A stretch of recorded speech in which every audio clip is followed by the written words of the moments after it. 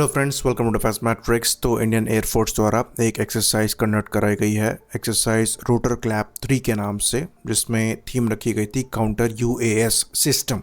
तो rotor clap जो exercise है, इसमें हेलीकॉप्टर्स यूज़ किए गए हैं अटैक रोल के लिए, और मेन यहाँ पर जो फोकस रहा है ये अनमैन्ड एरियल सिस्टम के काउंटर का रहा है।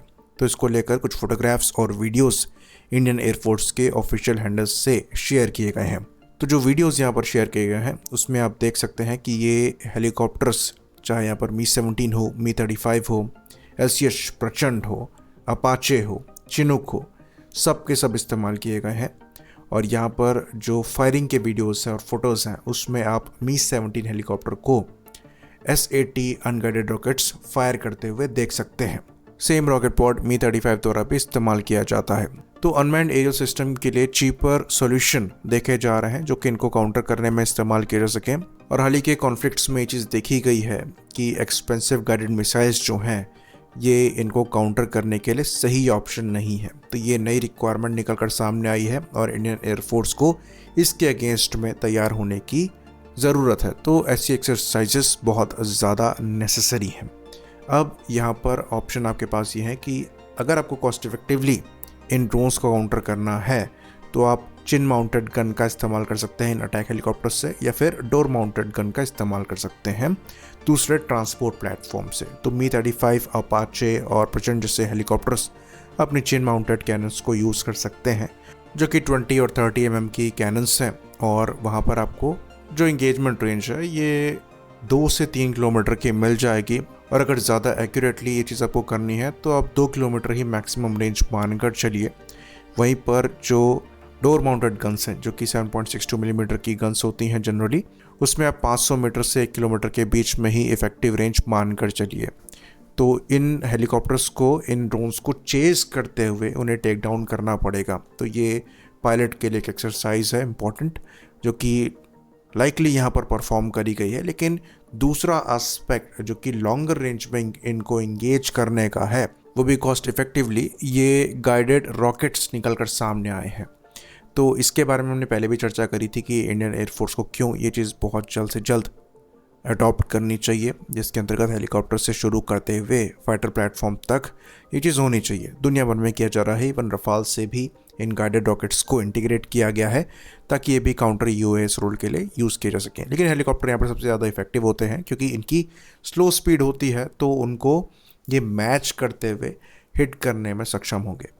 तो अब यहाँ पर अगर आप देखेंगे तो जितने भी अटैक हेलीकॉप्टर्स या फिर ट्रांसपोर्ट हेलीकॉप्टर जो कि मल्टी रोल परफॉर्म कर सकते हैं, IAF यूज़ करती है, उसमें एक LCH प्रचंडी है और दूसरा कुछ हद तक अपाचे है जो कि लेज़र गाइडेड रॉकेट्स का इस्तेमाल करता है और उनको गाइड करने के लिए लेज़र डेजिग्नेटर को यूज़ कर सकते हैं। बाकी जो हेलीकॉप्टर आपको IAF के वीडियो में रॉकेट फायर करते हुए दिख रहे हैं उनमें ये कैपेबिलिटी नहीं है।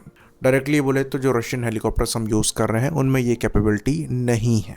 तो LCH प्रचंड 43 के 70 मिलीमीटर FG275 रॉकेट्स को यूज़ करते हैं, जिनके लेज़र गाइडेड वेरिएंट्स और अनगाइडेड वेरिएंट्स दोनों एग्जिस्ट करते हैं। ये सेम रॉकेट ALH रुद्र से भी इस्तेमाल किए जाते हैं, जो कि काफ़ी अच्छी बात है।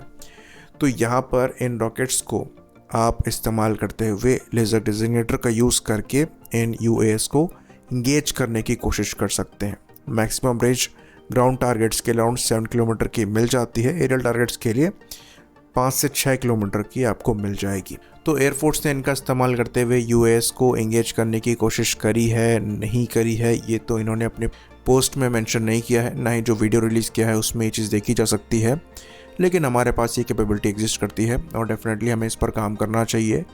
साथ में ये बात भी हमको बता दें कि ये रॉकेट्स इंडिया में बनाए जाएंगे। 43 का जो MOU साइन हुआ था BDL के साथ 2023 में, उसमें ये चीज़ मेंशन करी गई थी BDL द्वारा, ये रॉकेट्स जो हैं इंडिया में मैन्युफैक्चर करे जाने हैं, क्योंकि बड़े नंबर्स में हम प्रचंड को यूज़ करेंगे और ALH रुद्र को यूज़ करते ही हैं। तो इन रॉकेट्स को इंडिया में ही बनाया जाए, ये बहुत ज़्यादा ज़रूरी है। तो ये चीज़ इंश्योर पहले ही करी जा चुकी है और ये रॉकेट्स हमारे काउंटर UAS के लिए बेस्ट ऑप्शन है। तो यहाँ पर कोशिश ये भी होनी चाहिए कि एयरफोर्स के जो दूसरे प्लेटफॉर्म्स हैं उनमें भी इनका इंटीग्रेशन हो।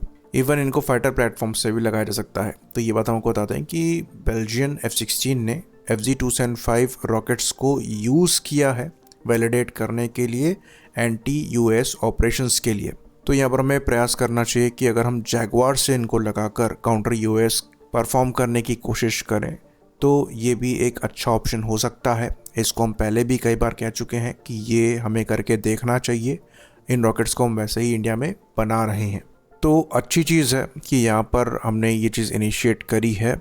समय डिमांड करता है और हमें यहाँ पर मॉडर्न ट्रेंड्स को भी फॉलो करना है, साथ में उनसे आगे भी निकलना है। आई होप इन्फॉर्मेशन यहाँ पर क्लियर रही हो। इसी बात पर इस वीडियो को हम ख़त्म करेंगे। लाइक करिए, सब्सक्राइब करिए। जय हिंद।